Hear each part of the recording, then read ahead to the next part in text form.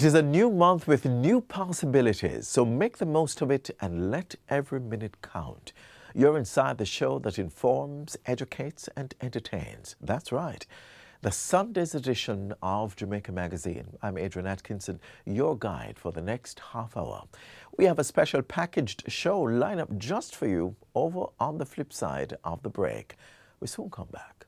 The public sector touches the life of every single Jamaican.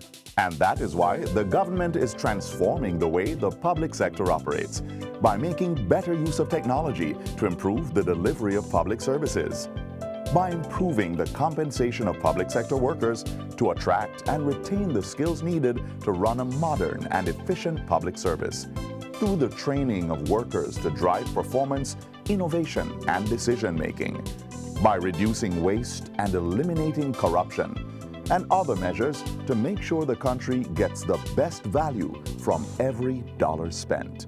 The government of Jamaica is building a better public sector for all. We are experiencing extreme heat as temperatures continue to rise. Not drinking an adequate amount of water can lead to dehydration, which is a primary contributor to heat exhaustion. So drink up and keep watching to see the many other ways water helps your body to function properly.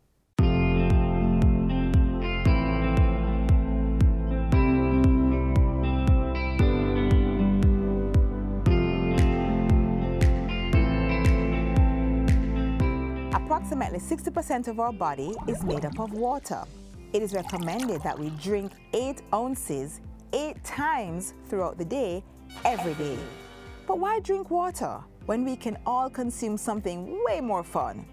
Well, if it's alcohol, did you know that too much can lead to stomach problems? Or how about sodas? They have no nutritional benefit. Yeah, it's just sugar.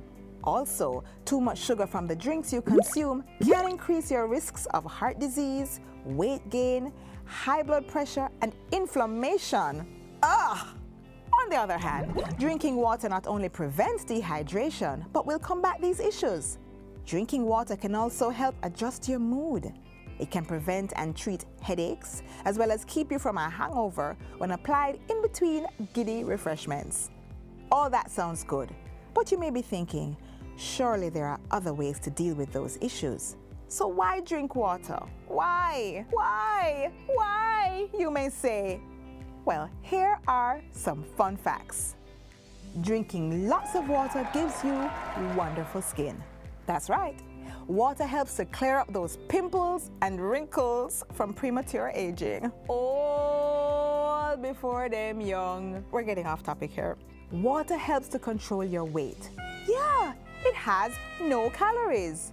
When you drink sugary drinks that are high in calories, you are stacking on those pounds. But water keeps you full and staves off any cravings you may have. Hello, excess fat, where? Sing with me, trim and trim, and keep going to the gym though. Keep going to the gym.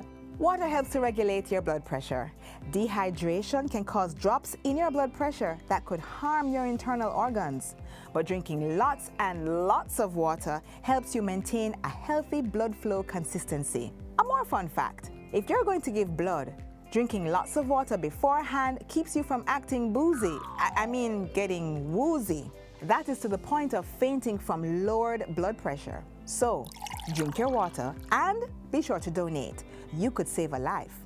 Water also regulates your blood temperature. Yeah, drinking water helps to reduce strain on your body during exercise and helps to maximize your physical performance. It gets your kidneys functioning properly. Yes, those kids need, get it? Kidney needs lots of water. Water helps the kidneys preserve the body's homeostasis. There we go. Flushing too little water through the kidneys can lead to kidney stones. You see, water helps to dissolve minerals and nutrients in the body and remove waste. If there isn't enough water, these minerals and nutrients build up in the kidney and become kidney stones. When there is waste in the kidney, it forces other vital organs to work much harder than they would have had to. These issues can lead to kidney disease and kidney failure. But drinking a lot of water keeps the kidneys happy and healthy and functioning properly. Gosh, I need some water after that. Drinking water makes digestion way better. Water intake dilutes your stomach acid and helps food waste to pass through the body much easier. Without this, you may find yourself suffering from heartburn, constipation, feel that burn, and stomach ulcer. Now what is happening here? Your stomach would have been experiencing increased concentrations of acid because your intestines could not break down the food you consumed. Neither could it transport food waste through your body, all because you did not drink enough water. Joint problems? Say no more. Water helps form the necessary lubrication for your joints to prevent friction and pain as the body moves. Yeah, lotion for your bones. It makes your brain function better. Bet you didn't know that, huh, brainiac? And overall, water boosts you up. Is that the saying? I don't know. All I'm saying is drink plenty of water. So, those are the facts. Now, were they fun? I don't know. And don't forget the little ones. Hydrate the pitney them. Now, we recognize that you may want to consume something other than water some of the time. So, sip on some unsweetened tea. Maybe while sipping tea, have some coconut water. After all, you live on an island. Duh. And here are some tips to help you drink more water in case you're having difficulty. Carry a bottle filled with water every day and keep it in plain sight so you don't forget to drink. Add some lemon or civil oranges to improve the taste. Serve water during meals instead of juice and other beverages. Where there is water, there is a way. I'm sure that's not the saying, but work with me. After all, water works. Drink up.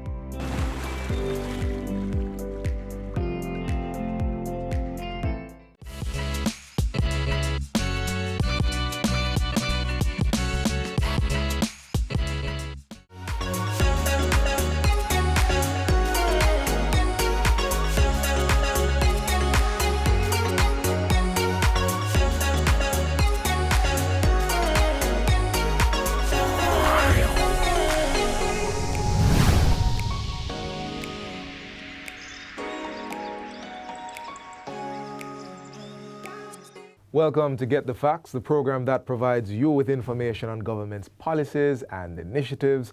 I'm Theodore Henry. Are you a creative looking for opportunities? Well, there's a space curated just for you to harness your full potential. Kingston Creative, a non-profit organization based in downtown Kingston, is helping to train artists and support their entrepreneurial endeavors. Here to tell us more about their work is project manager at Kingston Creative, Dominic McDowell.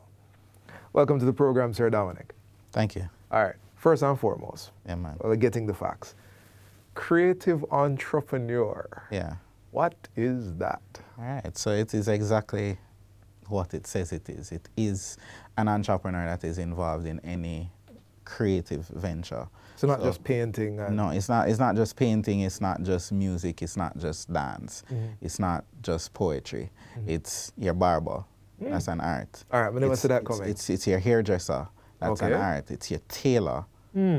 Tailor is fashion. That's an art. I see how you're defining this. So it's really about how you use creative expressions to create products and services. Your graphic designer, Okay, yes. that's creative entrepreneurship. Your web designer, that's creative entrepreneurship.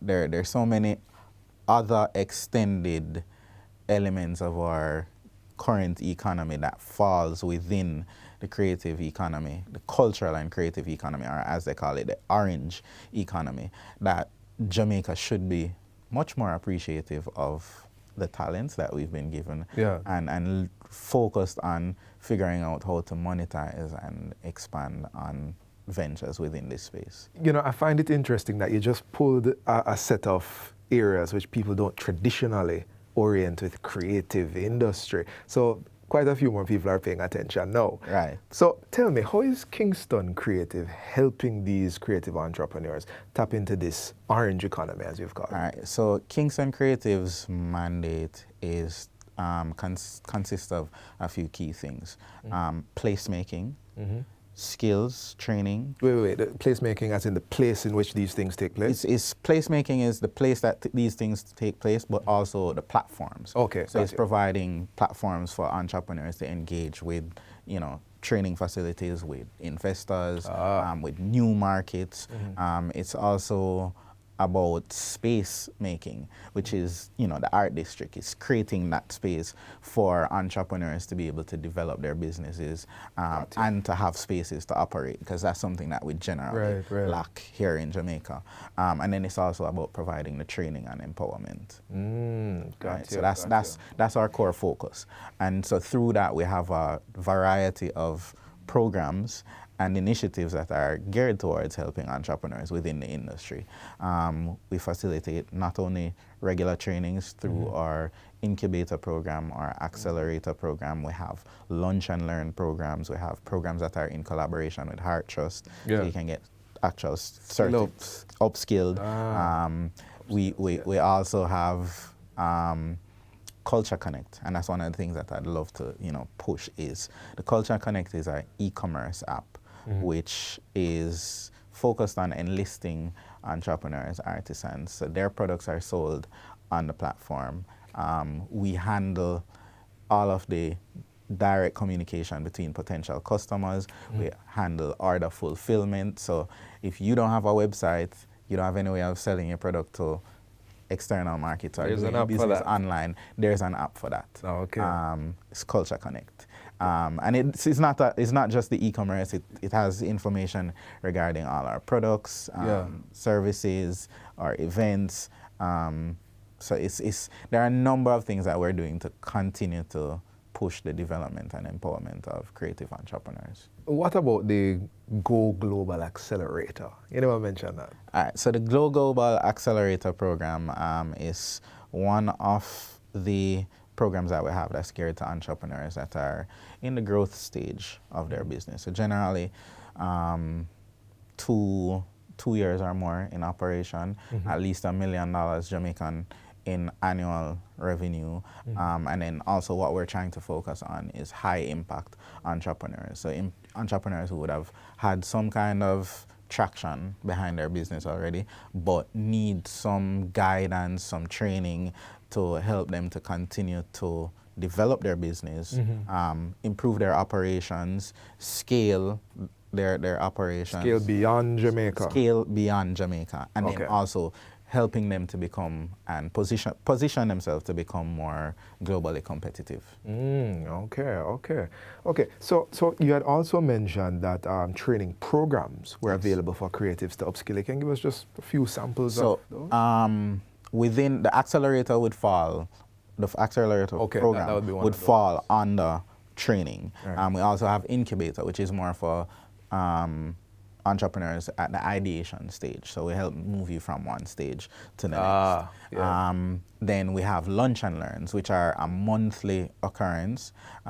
It's literally, as it says, a lunchtime, 1 hour session focused on various industry relevant topics. Right. It's open to the public.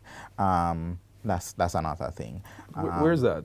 And those usually happen, it's a hybrid thing. So it usually happens. You can either come down to the Creative Hub downtown at F&B Swiss stores, or you can log in online and join the session. Gotcha. All right.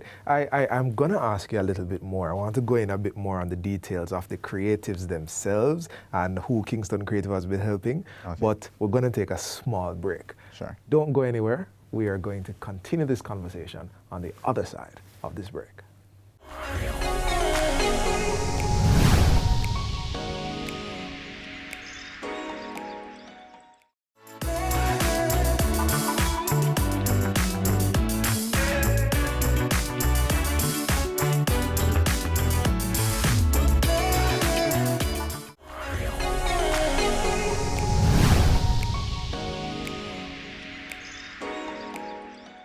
Welcome back to Get the Facts. We're continuing our discussion with Kingston Creative on the myriad of opportunities available to our creatives, a word which we've expanded since the beginning of this interview.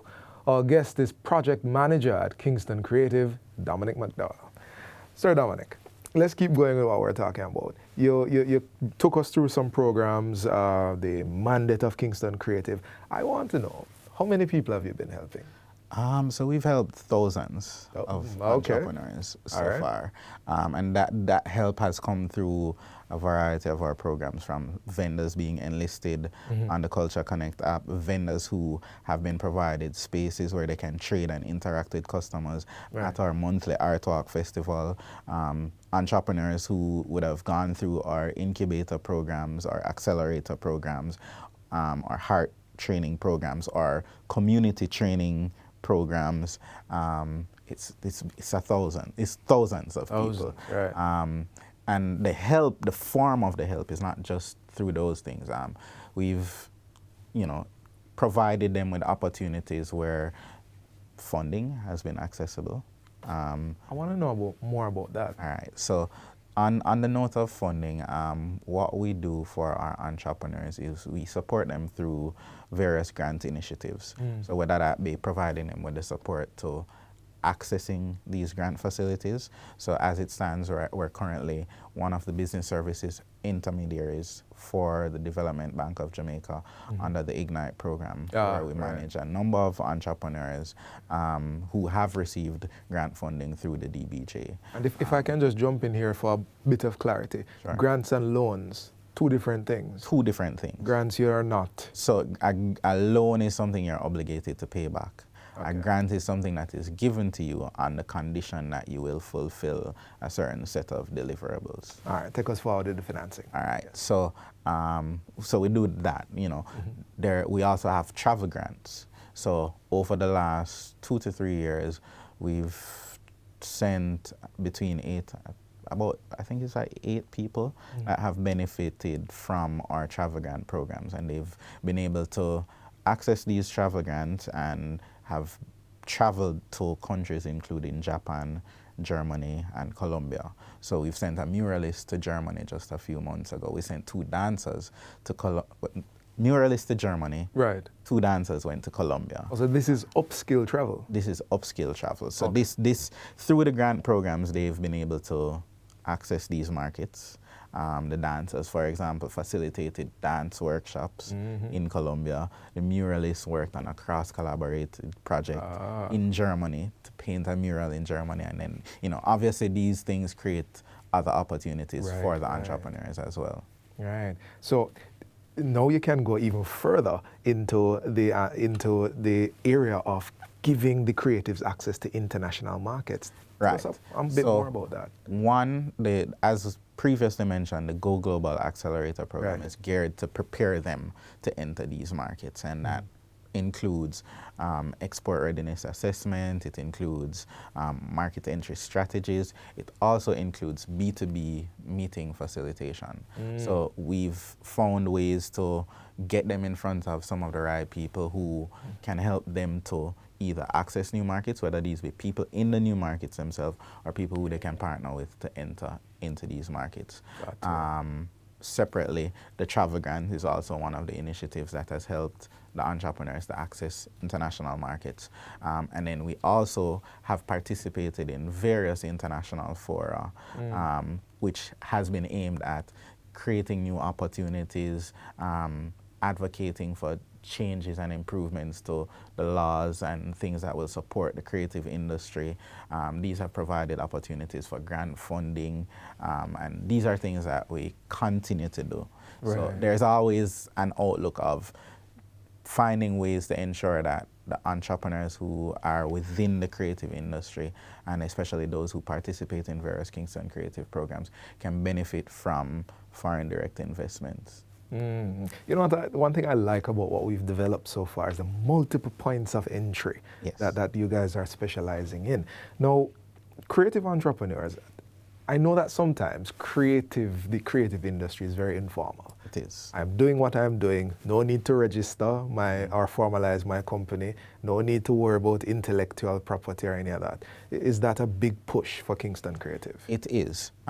Over the last 3 years, we've had a relationship with the IDB and the DBJ, and they've been supportive of our various initiatives. One of the highlighted problems or challenges that we saw was that a lot of the entrepreneurs are informal. So it prevents them from being able to access certain opportunities. You want grant funding, you have to have a registered entity. Okay. If you want certain types of business, certain contracts, you also have to have a registered entity. And we found that that was a big gap within the industry because of the nature of creatives. So what we developed was a business and IP registration drive where our creatives were able to register their businesses through Kingston Creative, and a relationship that we've developed with the Companies Office of Jamaica, which allows them to access up to $15,000 per individual towards the cost of registering their business or their intellectual property. So this covers whether it be a business name, limited liability, or registering a copyright with JIPO or a trademark with JIPO. So what's been the uptake on that? Has anybody felt like business is demolishing my art? You know? No, for the most part, they have been interested. The reality is great. We've had over 350 entrepreneurs who've expressed interest in the business and IP registration drive. To date, over 130 of them have completed registrations. Nice. The challenge is always getting them to complete the process. Right. And so that's something that we continue to work on, improving our own efficiency, but also getting them to cross the line, you know, come up with the documentation, get it done. So it's something that we continue to push because it does open up the possibilities for them. Indeed, indeed. We're right here at the tail end of this interview. And I want two things from you in this moment. In these last few seconds, give us that vision that Kingston Creative has, the long-term vision. And there are many creatives that are watching this. They didn't even know they were creatives until you started in the first segment.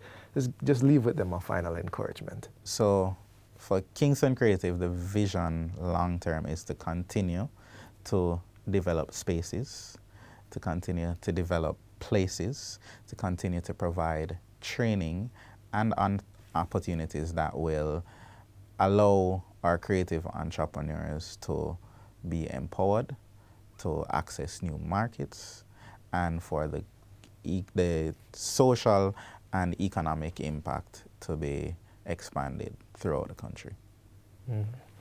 And there are many opportunities, many opportunities. Kingston Creative is online, they are offline. We got some tips and some directions on even the lunch and learn he had told us happening at F&B downtown.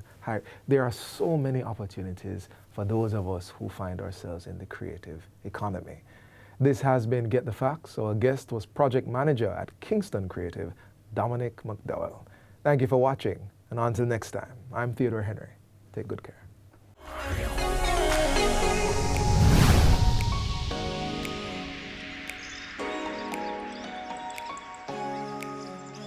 The Joint Select Committee of Parliament, considering job descriptions, codes of conduct and performance standards for parliamentarians, wants to hear from you. Send your opinions in writing by Tuesday, October 3, 2023 to Clark to the Houses, Gordon House, 81 Duke Street, Kingston. Or email us at clark@japarliament.gov.jm. Visit the Parliament's website at www.japarliament.gov.jm for details. The government of Jamaica, through the Ministry of Health and Wellness, has declared an outbreak of dengue on the island. How much do you know about this mosquito-borne illness, or the signs and symptoms to look out for? Watch now to get the information and more.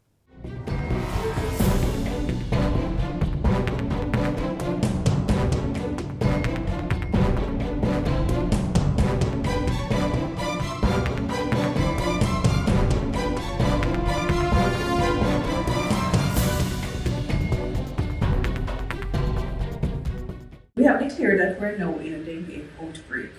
The dengue type 2 strain is the most prevalent strain right now. The last time this was predominant was in 2010. What this means is that persons less than 14 are more likely to be affected. Dengue type 2 is known to produce a more severe illness.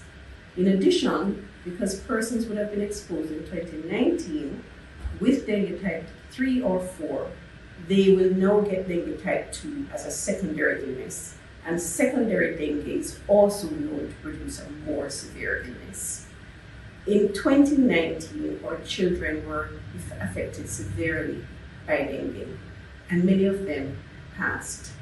Now, a lot of those deaths was caused by the use of medications such as ibuprofen, diclofenac, and medications called non-steroidal anti-inflammatory drugs to treat fever. These medications either cause bleeding or worsen bleeding.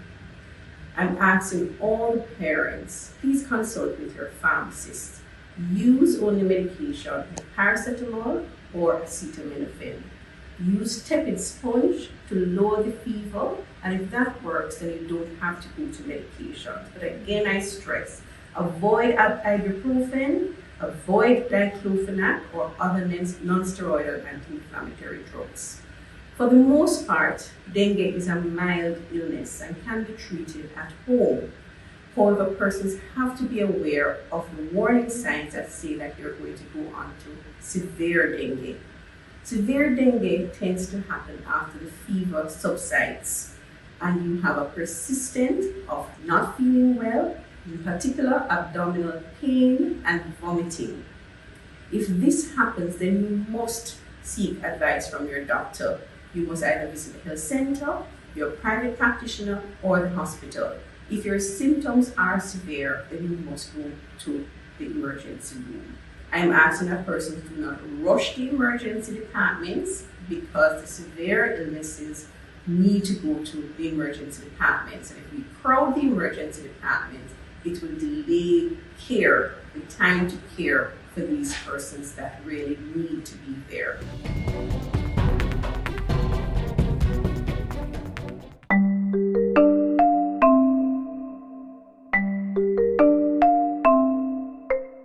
Victims, unfortunately, sometimes experience what we call secondary victimization or even victim blaming. As a result of that, some of them are very fearful to come forward for the assistance that they need and to come forward and tell their story. We at the Victim Services Division, we assure individuals that we provide a safe, therapeutic environment for you to come. We ensure that privacy is maintained. We ensure that information remains confidential. We have a very professional cadre of staff members, social workers, psychologists. These persons are trained to be able to do what they do and to be able to provide the necessary therapeutic support for victims. Additionally, we operate on a principle of neutrality. It does not matter who you are. It does not matter what your story is. Our doors are open to you once you have become a victim of a crime. For more information, contact the Victim Services Division in your parish and get help today.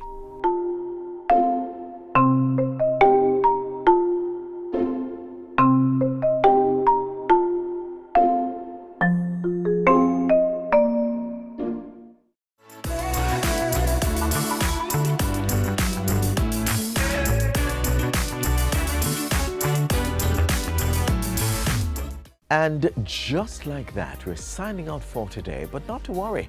You can rewatch this offering or other content like this by visiting our website, jis.gov.jm.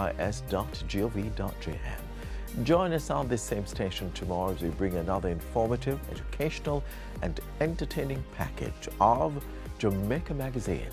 Until then, I'm Adrian Atkinson, thanking you for watching. This has been a production of the Jamaica Information Service, the voice of Jamaica.